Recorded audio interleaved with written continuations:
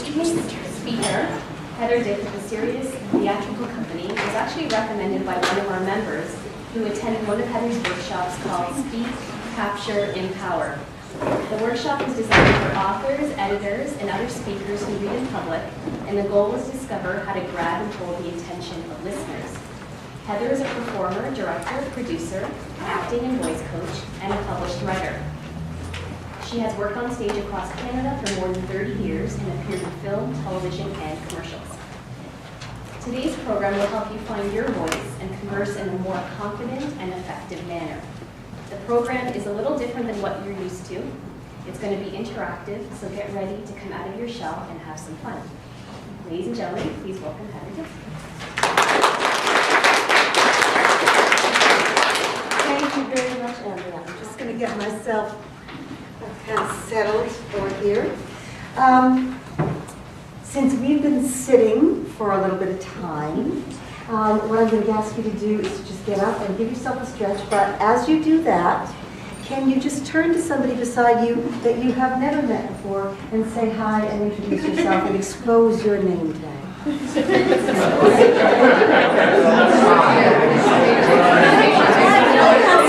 Take a couple of pictures.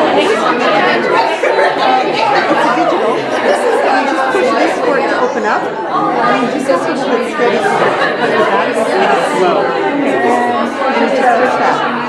Whatever you can take.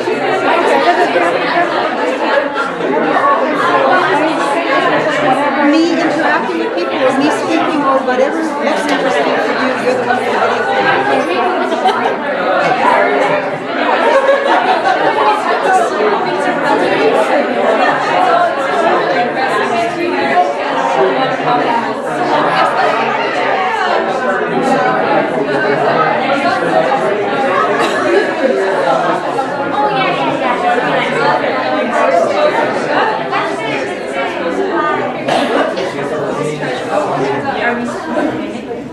Thank you.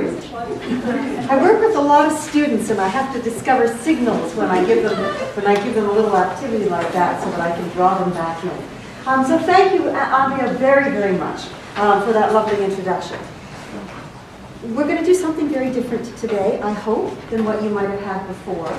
I'm going to chat for a couple of minutes, tell you a little bit about what I do, what my work is all about, and then we're going to get up and we're going to do. So I'm going to ask you hopefully to just jump right in and see where this takes you. It'll be just a little taste of the kind of things that I do as a voice coach, so that you'll have an idea of where this can go, and if you want to continue further with voice studies or something down the road, that's awesome. So when Andrea contacted me, that was back last summer, I think, and said would I be interested, I was thrilled. And then I thought to myself after I hung up the phone, oh my goodness, we did talk about some things that maybe I could speak about, but I hung up the phone and I went, wow, I'm not an editor. I do write. I've written a couple of plays. I've had a short story published, but I'm not an editor. I'm on the other side of things. And then I realized that really what we have in common is communication. We're all about communication. So communication is exchanging ideas, exchanging thoughts. And we need to make sure that the thoughts we're exchanging, in whatever format that communication is clear, is concise, hopefully compelling, hopefully interesting, hopefully grabs the person who is listening or reading or watching, so that they can hear what it is that we are saying.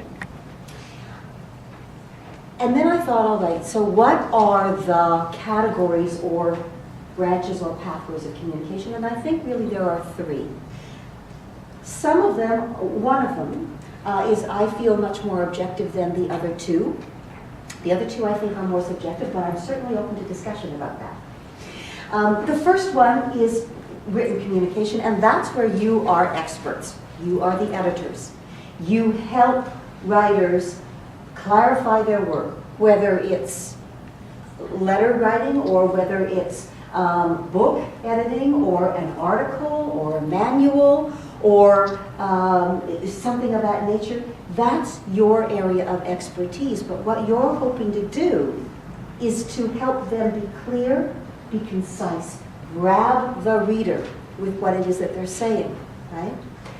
And for me, and this is where you can feel free to disagree, I feel that that's a bit more of an objective style of communication, a little bit more analytical. And the reason that it is, for me, having been edited, is because what it allows me to do is I can take those notes and I can read them once and get a gut response, and then I can put them aside and I can come back to them, and I can read them again, and I can look at the other ideas and suggestions that are being communicated.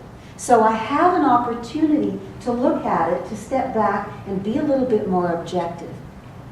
The other two categories of communication, for me, are much more subjective because they're gut responses in the moment. And one of them is physical communication. If I say to you, what is physical communication, what immediately comes to mind? Like? Body language. Body language. Body language. Fabulous. So what about body language? What is body language? Yeah, absolutely. Okay. So this is a gesture, right? It's about body language. It's a gesture. Body language is what else? Facial expression. Facial expression. How I use my face when I communicate, which involves things like eye contact. What else about body language? Posture. Posture, right. My body alignment. That's important because it says things about me. I can either be open or I can be closed, right? So it's okay.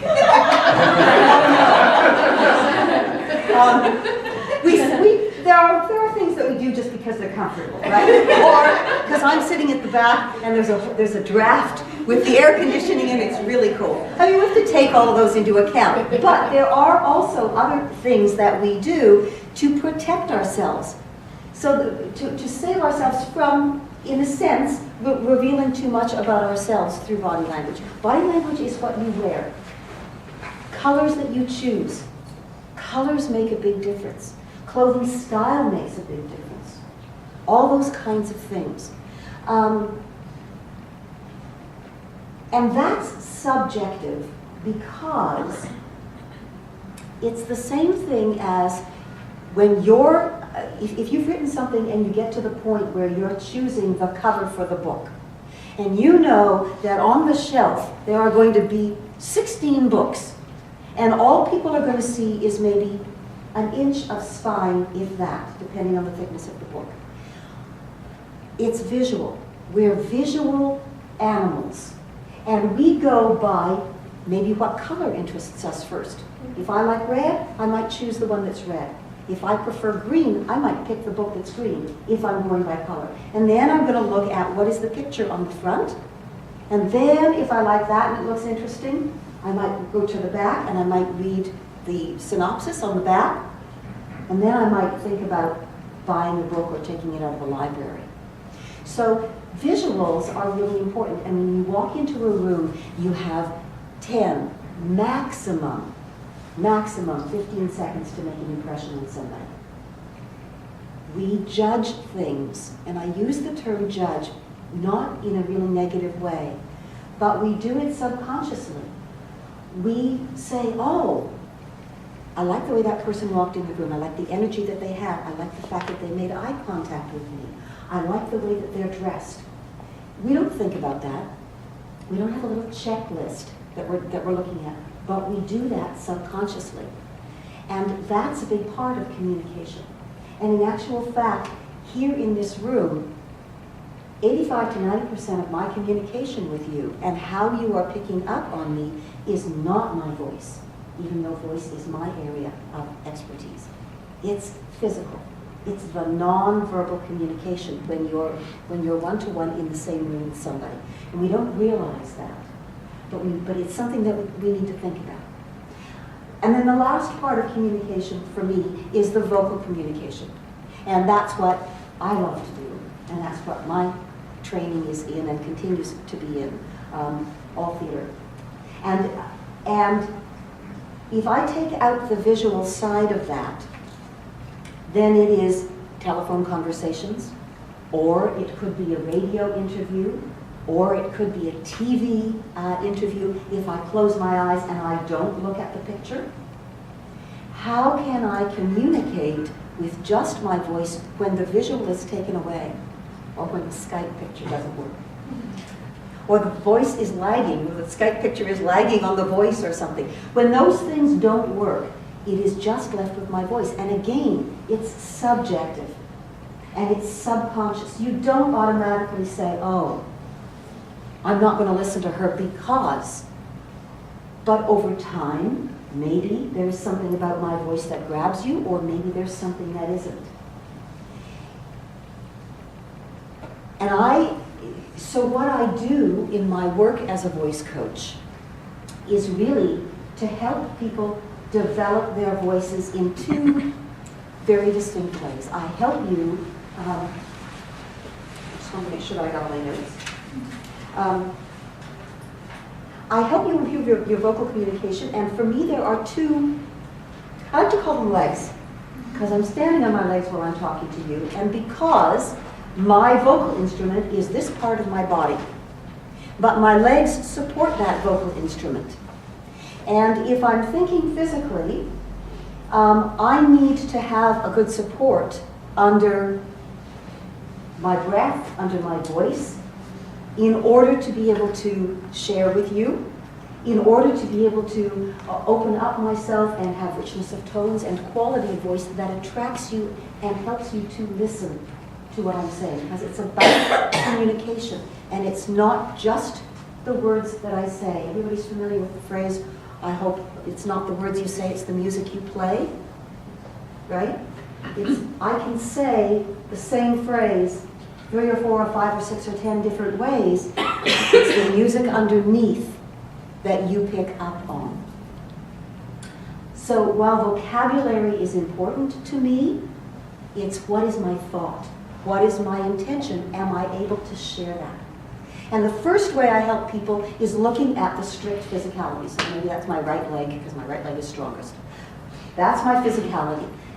I help you to reconnect with, to free your natural voice, the voice that you were born with as a child, that 3 to 4 octave speaking voice. I'm not talking a singing range here.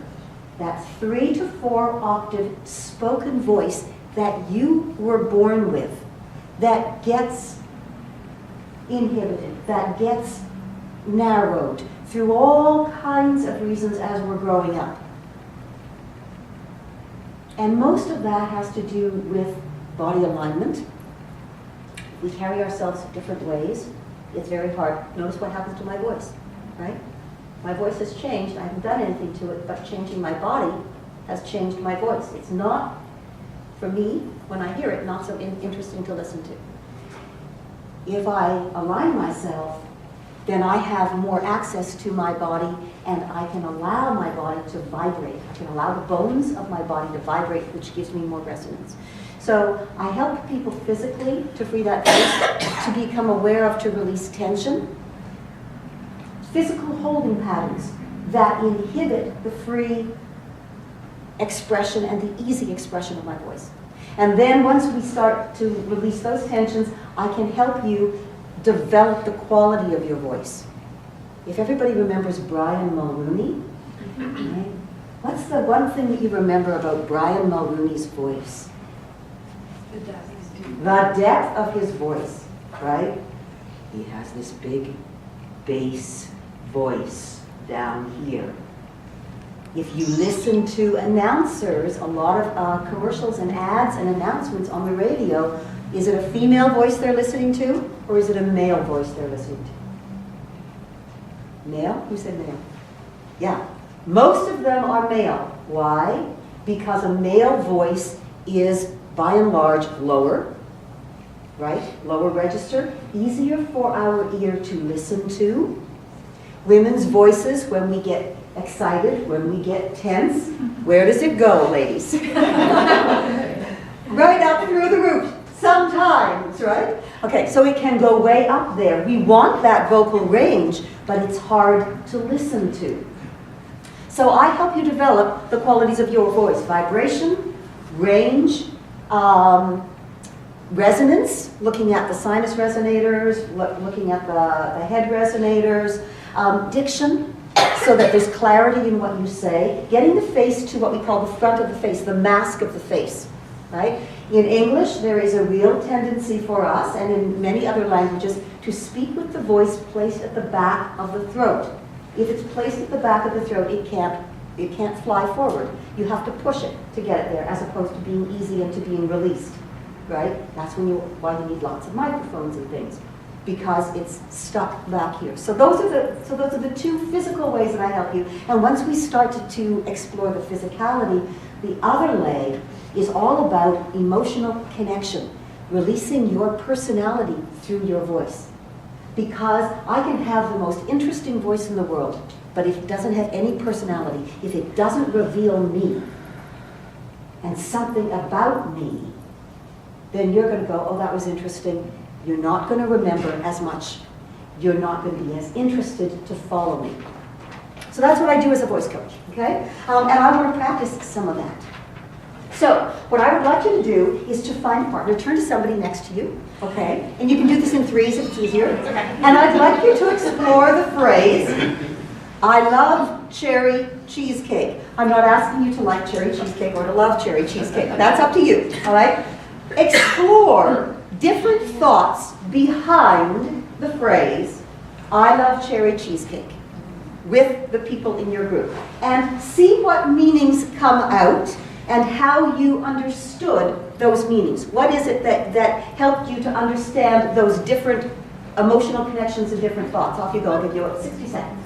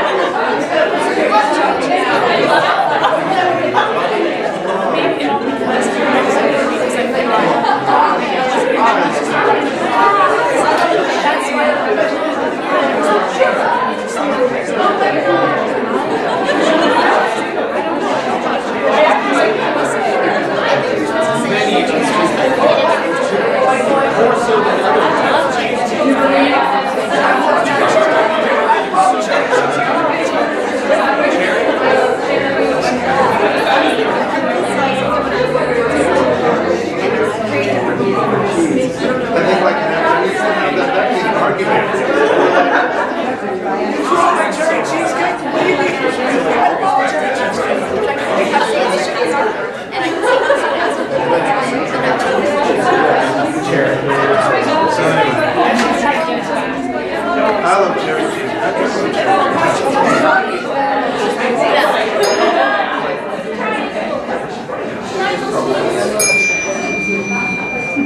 There we go.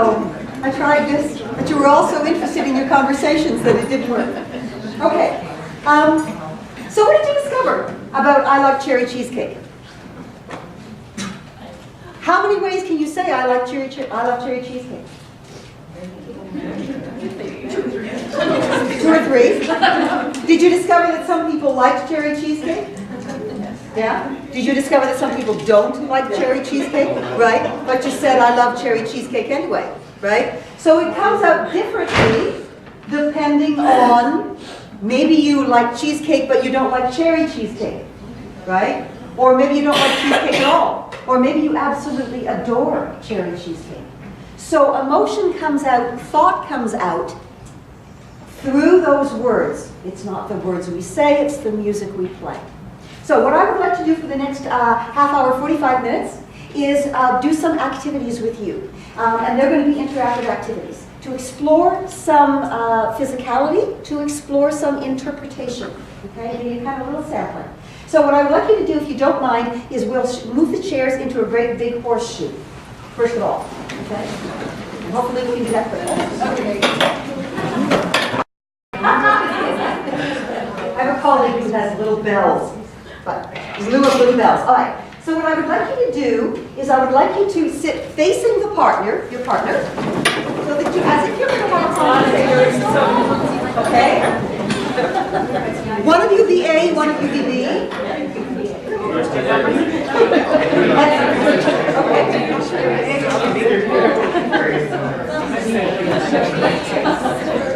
And now what I'd like you to do, don't say anything yet, but I just need somebody to give me a hand. These are B's. You're going to hand one of those out to each B partner in the group, okay? But don't show this to A. All right, keep this to yourself. And then A is going to get one of these in a minute. Okay, so what I would like you to do is I would like you to have a little conversation with this person that you don't know very well. And the conversation is going to be, you're going to ask them two things. You're going to take turns asking the other person to name one person who has inspired them and why. But you have to keep this really short. So someone who has inspired you in some way. It doesn't have to do anything to do with editing. It can be, maybe they inspired you because they were a fabulous cook and you took up cooking. I don't know. Somebody who has inspired you about, in some aspect of your life, and why. So one sentence to say the name of that person, and one sentence to be concise, because otherwise we'll keep going, why that person has inspired you. Okay? And then I'd like you to also ask your partner one dream that they have yet to accomplish in their life, and why they would like to achieve that dream. You're each going to interview each other, okay? Now, what I have done is, B is getting a little sheet of paper. And on that little sheet of paper, which you're not going to tell A, this is what I want you to listen for as your partner is sharing his or her information. A is going to get a different piece of paper, and they are going to be listening for something else. Okay? And then we're going to share a little bit of information afterwards. So, the first thing you're going to share with your partner is someone who's inspired you in one sentence. Second sentence is why they've inspired you, and it can't be a run-on sentence. The third, my students have long run-on sentences. They could use a lot of editing. The third thing you're going to say is a dream that you have yet to achieve, and the fourth sentence is why you want to realize that dream. Okay? So 4 things. And you're going to do this with your eyes closed. Because we're looking at vocal communication. So we want to eliminate the physical. We want to eliminate that 85 to 90% physical information that we get. And we want to listen to what's in the voice. Because the voice is so important. And especially if you're on the phone, having a conversation with a writer or with something else. I'm always struck by Christine McGee from Sleep Country. I have listened. The reason is this. I have no idea what she looks like. But I have listened to her do the ads for Sleep Country for years and years. And every one of those ads for me is her personality. I would go to Sleep Country to look for a mattress because of the way she comes across in her radio ads. I feel that she's talking to me, and I feel that there's this smile on her voice and in her face, and that this is the very best place to go for a mattress. But I have no idea what she looks like. So it's an example of how I am affected by what she has to say without having any idea of the vocal, of the physical, the visual. Okay? So everybody has an A, everybody has a B? Great. Sorry? My sentences. Okay, the 4 things. First sentence is someone who has inspired you. Second sentence is why this person has inspired you. Third sentence is a dream that you have yet to accomplish. And the fourth sentence is why you want to achieve that dream. Okay? And you're going to close your eyes. And given your A and B, you're going to listen for this, what I've asked you to do. Listen for that in the person's voice. Okay? Are we ready? Off you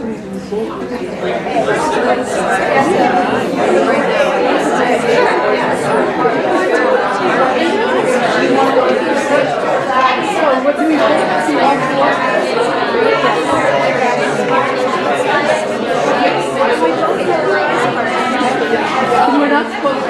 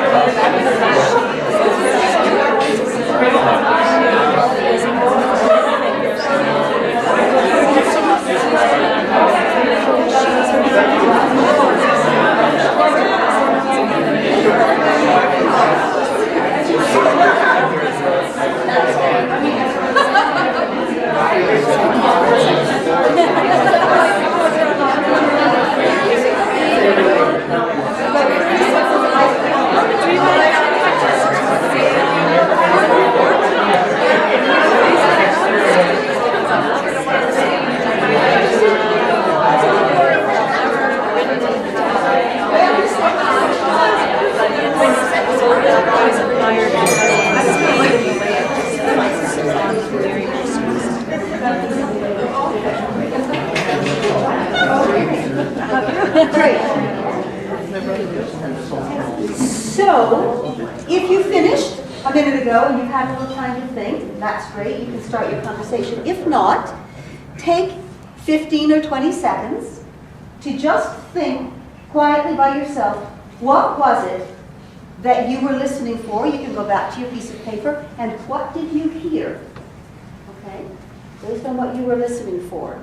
And then we're going to share with our partners. So you're going to share the positive qualities that you heard in their voice as something to build on. Okay? So the positive qualities that allowed you to listen, allowed you to hear what it was that they were saying. Any questions? 15 to 20 seconds just to think about what it was that you heard, and then you can share.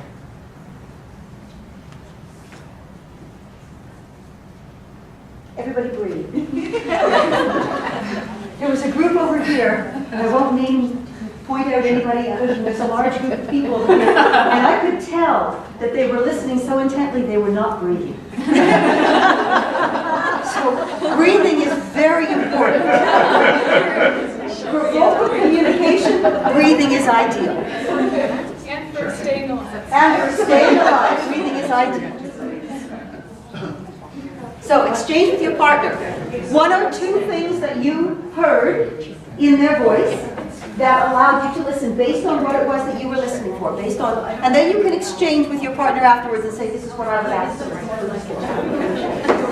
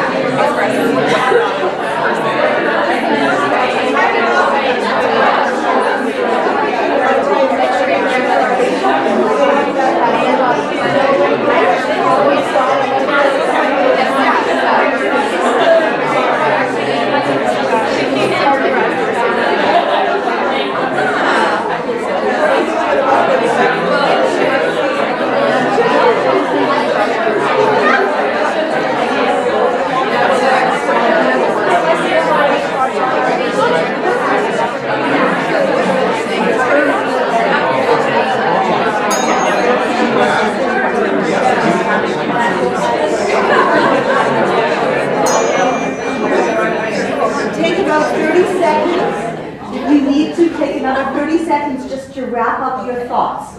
Okay? And then bring your focus back to you.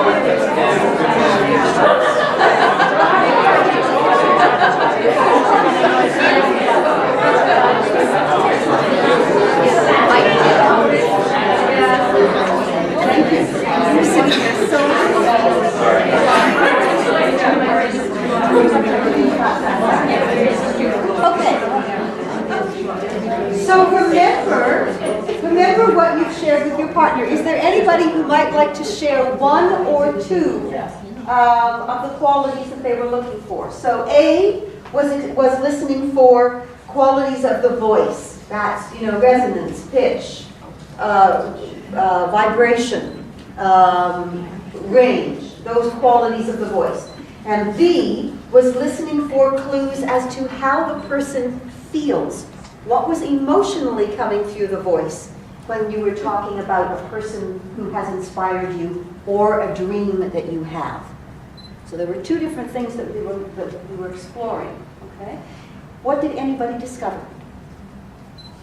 I found that Danielle's voice, even though I had spoken to her before in the room, having to listen with my eyes closed, it was almost like I was listening to a different person in a sense. Not a different person, but I didn't really pay attention. And I found that her voice was really not very low, but not very high. It was a really nice, comfortable sort of middle towards the low end. Mm-hmm. And the other thing as I was listening, which isn't so much quality of voice, I guess, as the answer was, it was such a really measured kind of tone. And I was thinking, this is such a well-formulated answer. How did she do that?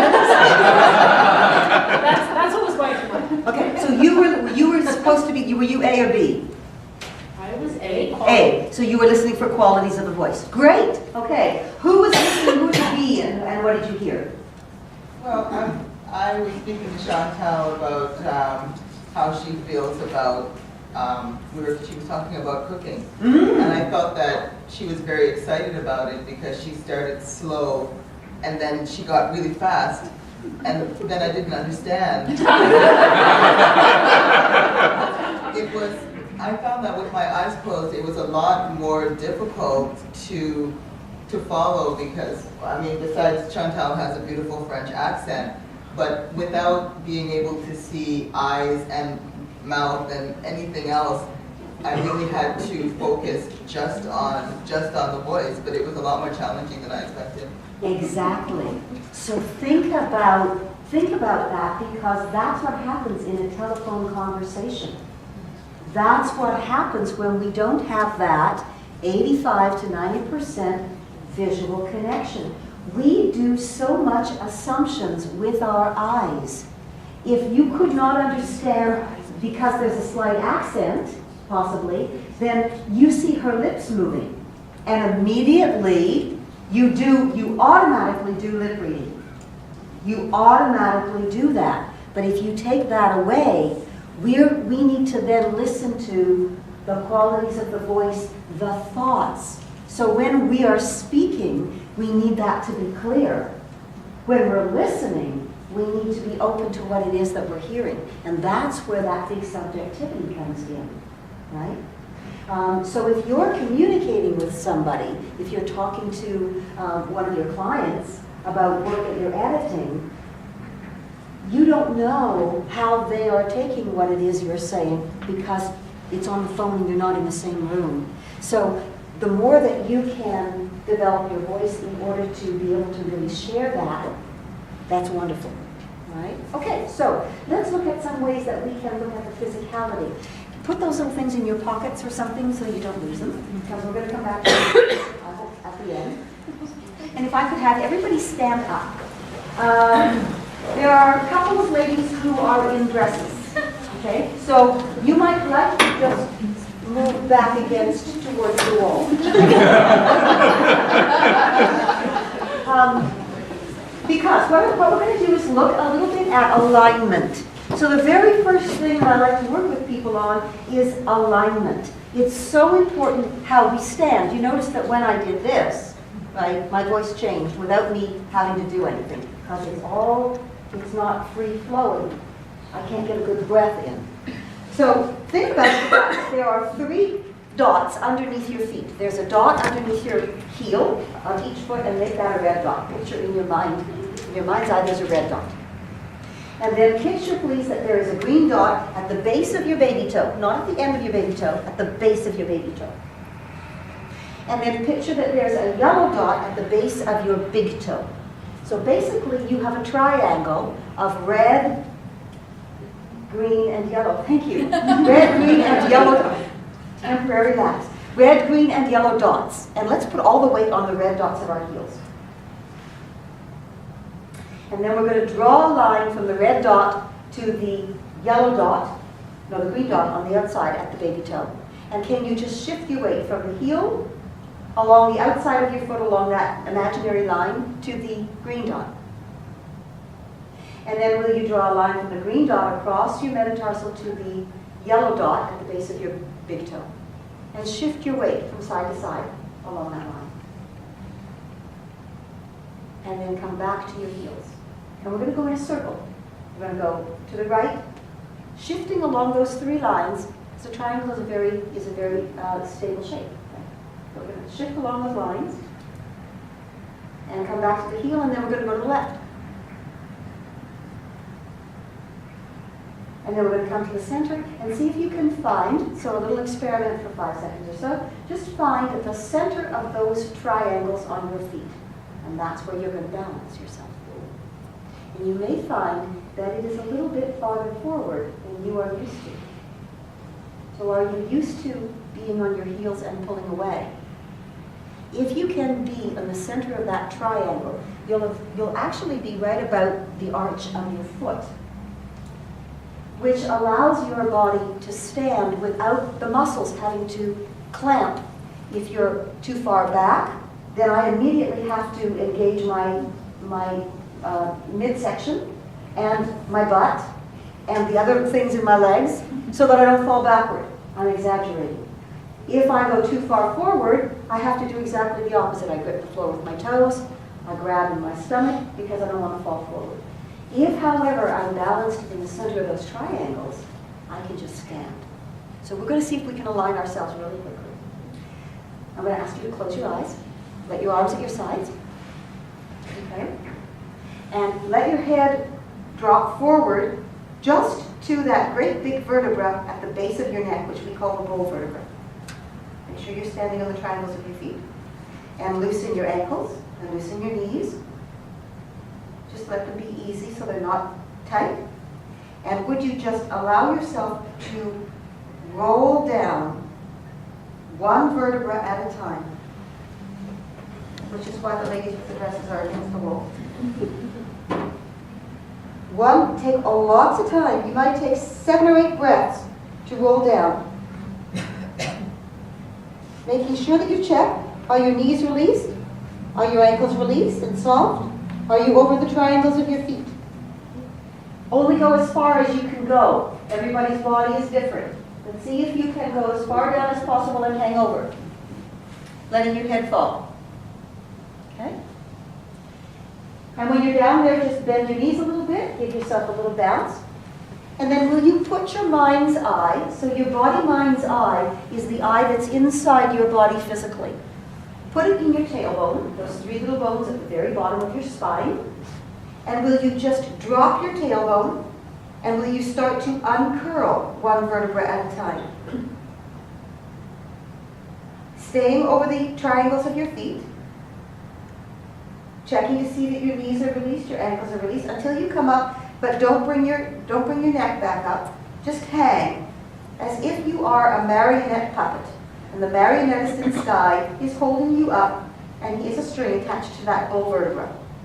So everything is just hanging down. Are your arms released? If you give them a little shake, are they loose at your sides? Where is your breath falling into your body?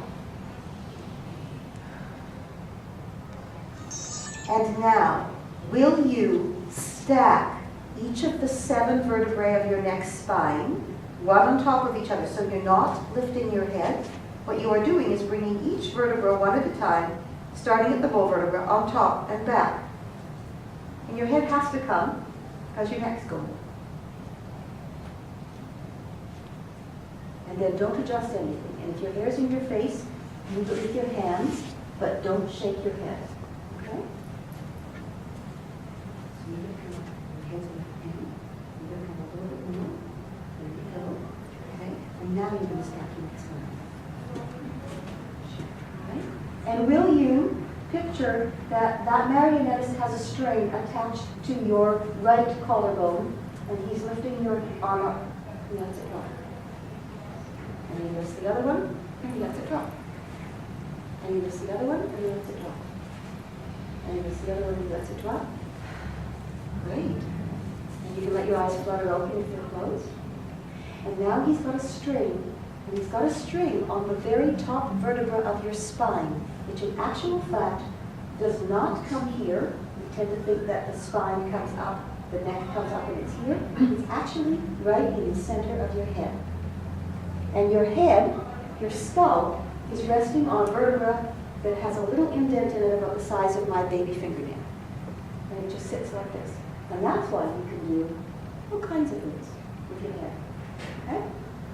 So if you'll picture that he has a string on that top vertebra, and he is holding you up, and everything else is hanging down. I'm going to ask you to take yourself for a walk around the room in a second. But I'd like you to picture that your skeleton is moving. The bones of your skeleton are moving. The muscles don't have to do anything. Yes, of course they do. But what you're picturing in your body-mind's eye is that it's the bones. So it's my kneecap that's going forward, and the bones of my feet are rolling. It's not my muscles. And he's just dangling you and taking you about the room. Off you go. Keep your eyes at eye level, don't look down at the floor. And breathe. Let your lips part if you can, and breathe. And does this feel different?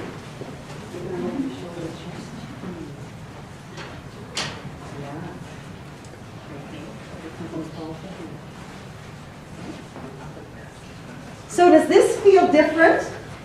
Speed it up a little bit, so you're walking at a little bit more of a normal pace. Does this feel different than the way you normally walk? Yeah. How does it feel different? What's different about it? My shoulders are pulled back a bit further and my chest is expanded. Okay. If your shoulders are back a little bit more, are you pushing them back, or are they just hanging there? They're just there. They're just there. Fantastic. Leg bones are kind of swinging. Yeah, great. You breathe easily.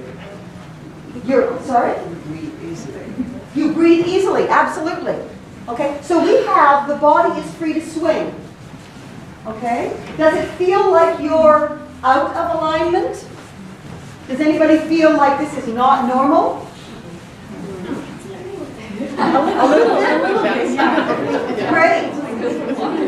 Okay, so come back to wherever you were and just stand, please.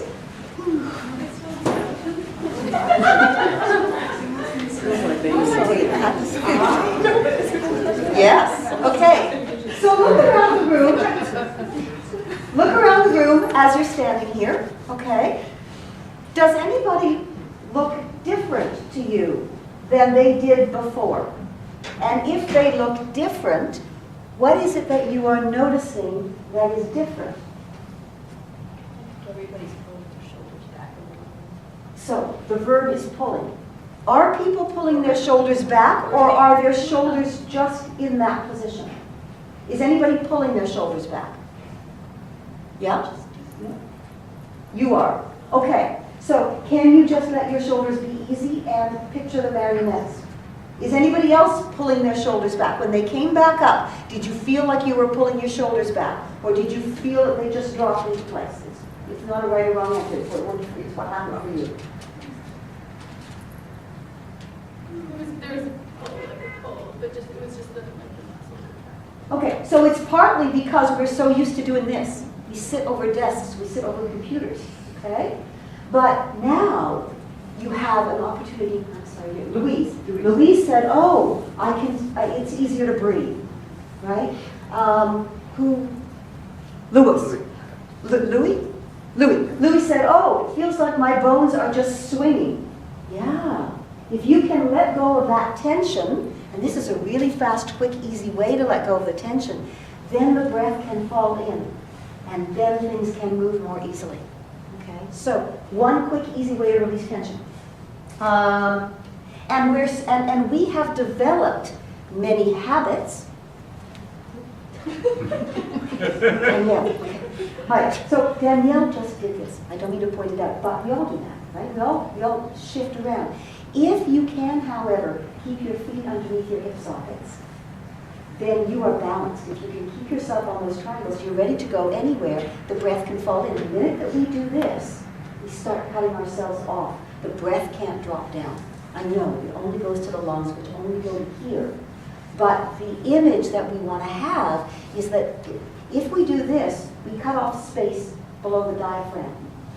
And the way the breath works, is that the diaphragm contracts. The diaphragm is shaped like an upside-down bowl when it's at rest. And it contracts down, and when it contracts down, that's when we want the breath to fall in. And when it relaxes back up and springs back up like a trampoline, that's when the breath is pushed out, right? Breath releases out. So if we're all curled up down here, the diaphragm can't work, and then we can't get as much air in our lungs because there isn't any space. Okay, so we found an easy way to release some tension. We discovered that there are different ways that we stand, habits that we have, ways that we hold our head, things we do with our body. All of those we have developed over our lifetimes for self-protection. And I'm not saying go out on the subway and stand up to the subway. I'm glad you're doing it here. But when you walk out that door, you're walking out that door, you're going to protect yourself. But know that if you're sitting down to have a phone conversation with somebody, if you can find that position where you are open in the chair, wow, what a difference that's going to make. I actually find that I prefer standing up and walking when I'm on the phone. Ah, I do, yeah. so if you can, if you're going to make that phone call, roll down, roll up. Make that phone call, and then this way, okay? That's going to be great. That's fantastic to discover. Okay, so I'd like you now to look at breath. I'd like you to mill about the room and the space. Do not make eye contact with anybody, okay? And keep your lips closed. All right? So it doesn't mean that you look at the floor. You can if you choose, but you can bump into people that way. Okay? You can keep your eyes at this level so you can see with your peripheral vision, but don't make eye contact with anybody. And keep your lips closed. And then I will give you instructions. I'll hit the triangle and I'll give you some instructions as you're going to change things. And what I'd like you to observe is what happens when I give you, when I ask you to change either eye contact or the way you're breathing. What happens to you in terms of relationships to other people? Okay, off you go.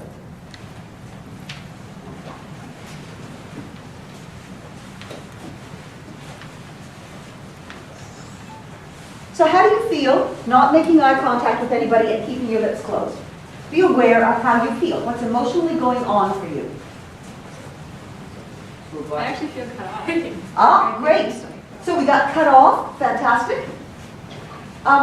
Actually, randomly move about the room. It's beginning to look like the skating club. Random movements about the room. Anybody else feeling cut off? What is anybody else feeling?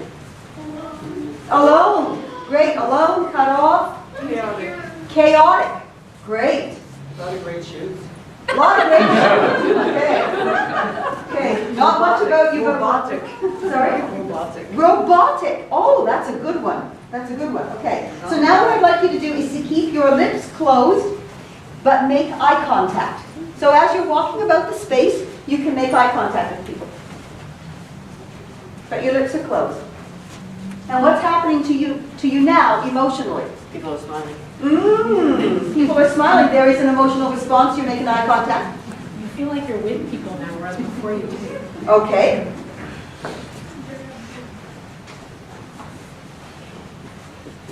Anything else? It feels like a small town. Small town. So there's camaraderie, there's community, fantastic. Now I'd like you to let your lips part, and I'd like you to allow yourself to breathe through an open mouth. Just let them part easily. Ah, we had some immediate gut reactions. What were your immediate gut reactions? I can release tension on my face. Okay. So what's going on emotionally? We can release tension in the face, but what's happening emotionally as you make eye contact with people and your lips are parted? What's happening inside emotionally? More relaxing. Yeah.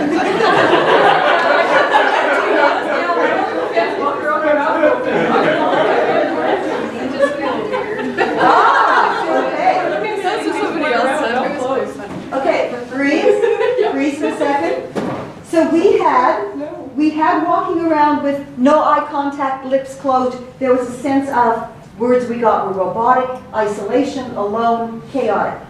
You immediately made some eye contact but kept your lips closed. This means you're breathing through your mouth. And immediately there were things happening. There were smiles exchanged. There was a sense of community. Small town was another word that came up. Now that you have to breathe through your mouth, what are some of the things that are coming up? Just more openness and releasing tension. Releasing tension. Anybody else? I could breathe better.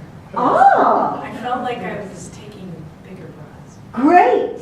Anything else? Weird. Weird. Weird, I agree. Okay. Buzzards and germs. That's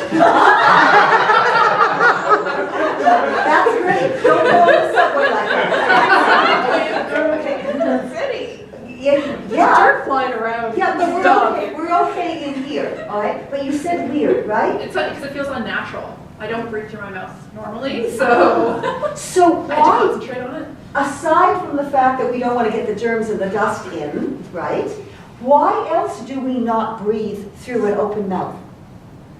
Why do we keep our mouths closed?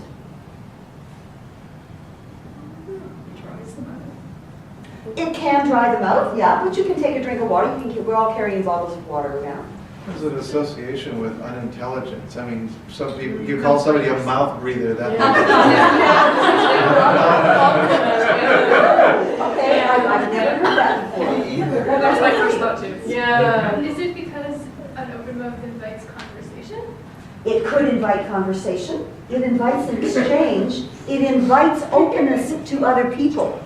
And it's the same thing on the subway, right? If you don't want those strangers to interact with you, don't. Keep it close.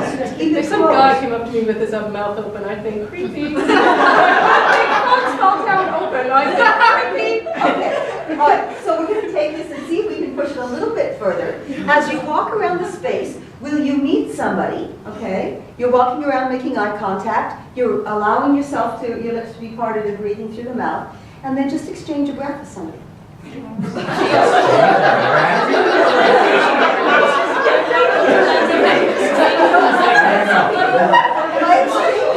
Exchanging a breath, okay? What I mean is that you just stop, the feet apart, and you're not having any, there's no eye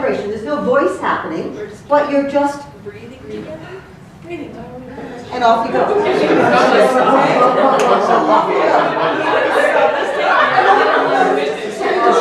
Look at posing the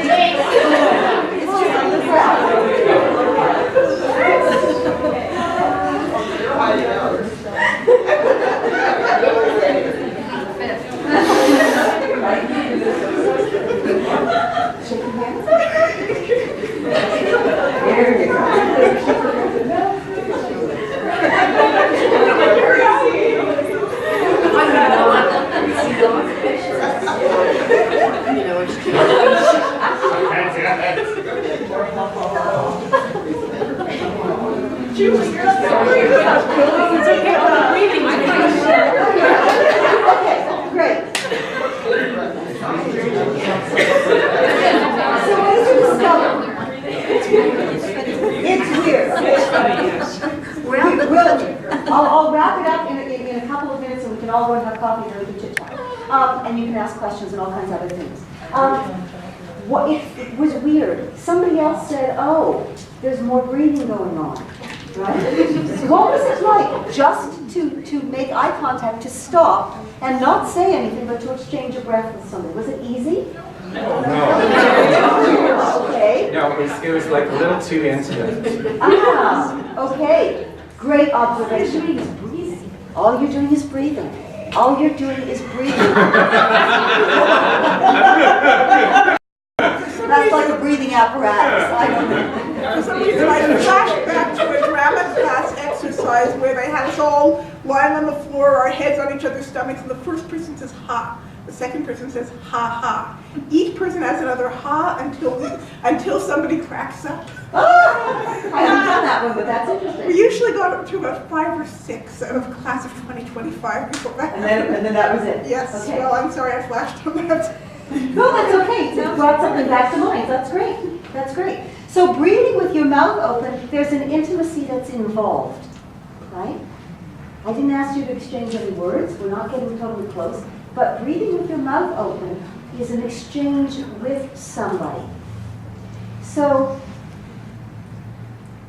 if you think about that when you're in a phone conversation with someone, allowing your lips to part allows you to really hear and take in what it is they're saying, and to be prepared to speak back with something of yourself. Because what they want to take from the conversation is something about you.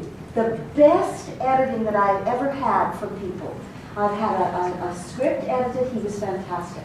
We did a lot by email, but then we also had a couple of phone conversations. And those were the most rewarding because it was through those phone conversations that I found his emotional response to what I had written, which profoundly affected me. He was fabulous in terms of with the emails and had wonderful suggestions which I could take and work with. But it was in what he gave me through his voice that took me to that final last step and made it something really exciting and really interesting. Okay, I'm helping with my work. Allow your lips to part. Nobody has to know you're at home. Nobody has to know you're in your office. You can close the door. But it allows you to be open with the person that you're having that conversation with, okay? Which allows your personality to come through and that intimacy. So I'd like you to go back and find the first person that you did the A-B exercise with. And just stand with them for a moment.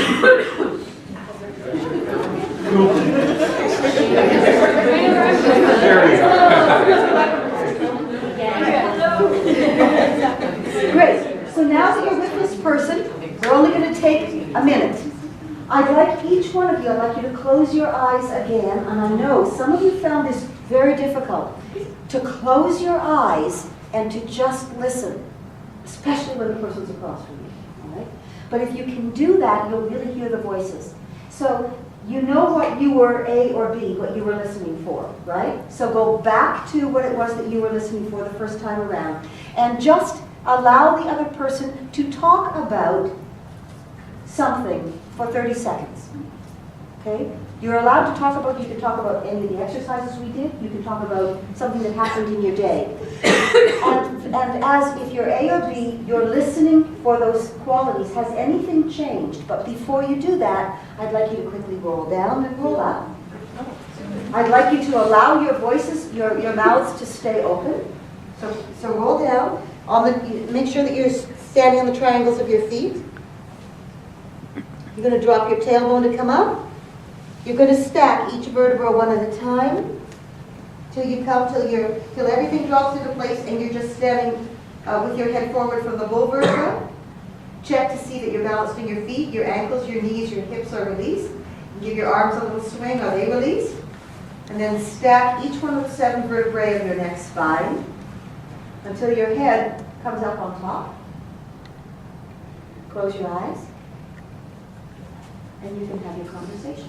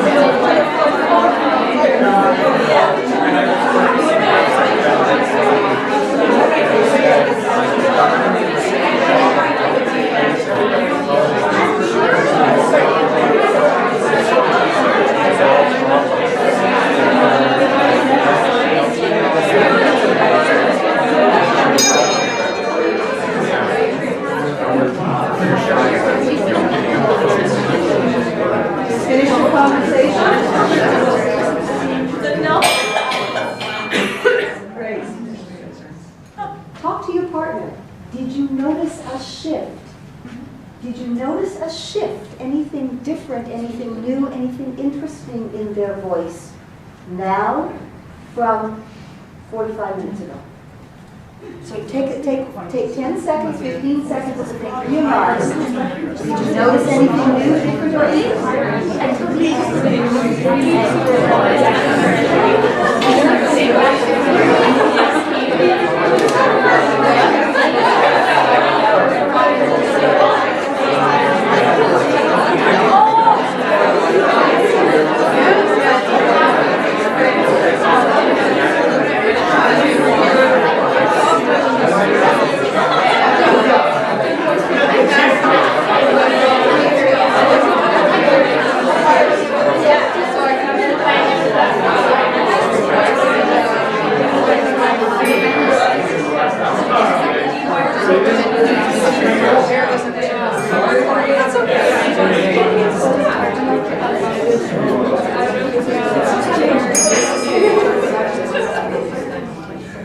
Anybody want to share something new, interesting, different that they heard in your partner's voice?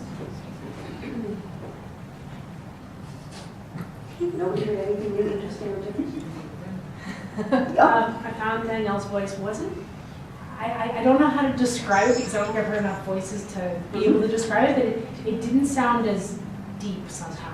The tone of it was a little different, a little higher, and just a different tone to the voice. And also, she got very excited about something near the end of her voice. Just went up a little. So we had some range developing in it. Fantastic. Anybody else?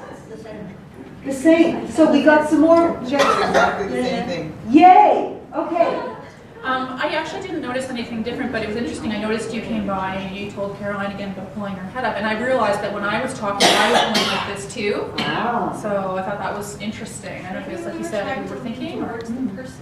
To possibly hear. Yes. To possibly hear. That's This is when I was possible. talking. Yeah, but something to be aware of, because when we crunch over like this, then everything gets squished.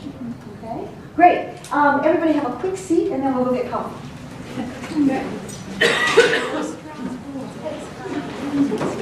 So that's all I wanted to share with you. It's all I wanted to share with you tonight, just to give you a little bit of an insight to what I do as a vocal coach.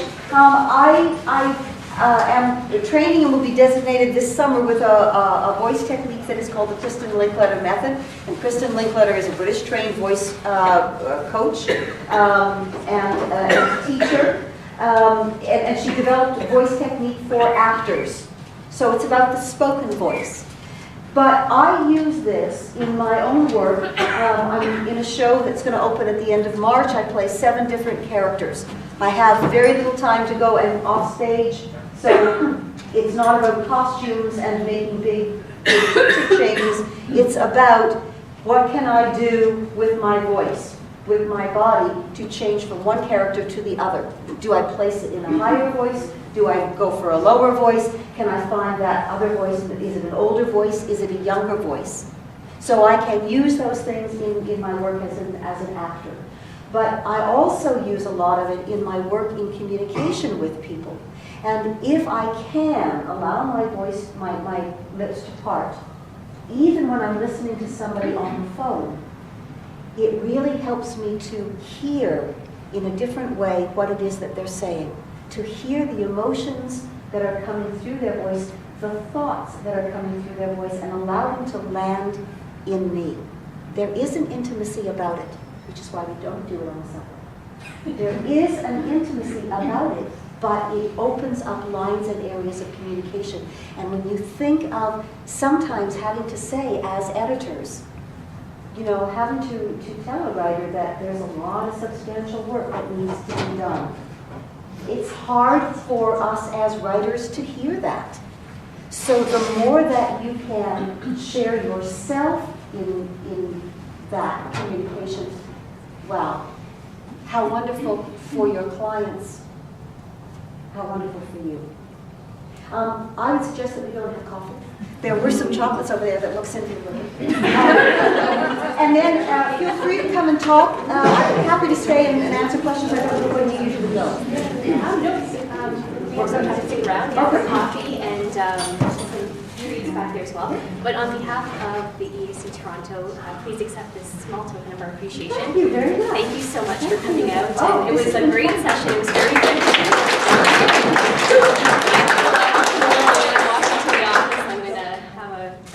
I'm Taurus at slouching, so this was very beneficial. Great. Thank you. Well, thank you. I've enjoyed it very, very much. Thank you. We have some door prizes. So we have 3 books. One is How to Instantly Connect with Anyone.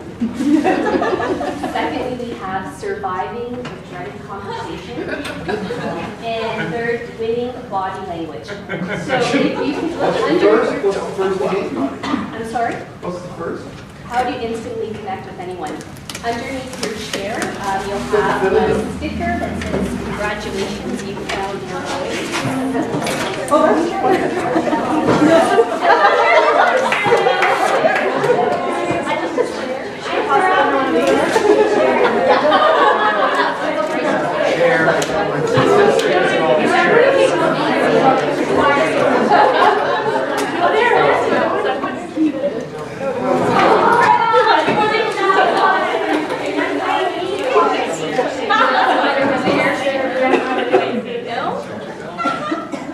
Do you want to check? That's better.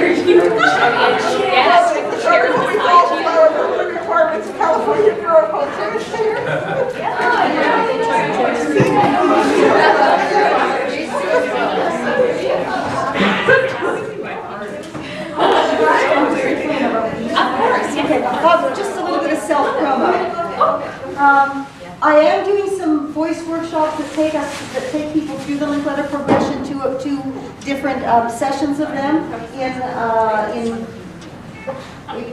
April and May. If anyone's interested, I'll leave some brochures out. And the show that I was talking to you about is Old Love by Norm Foster.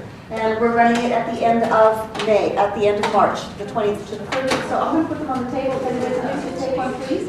But you are not obligated by any means. My company, Sirius.